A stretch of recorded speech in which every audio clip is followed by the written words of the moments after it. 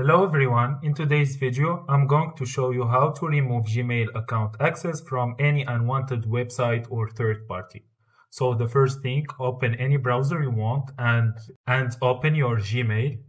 After that, go here on the top right corner and click on your icon. Then choose the Gmail you want to remove the access from.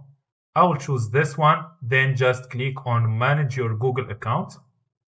After that, go to third-party connection here on the left side.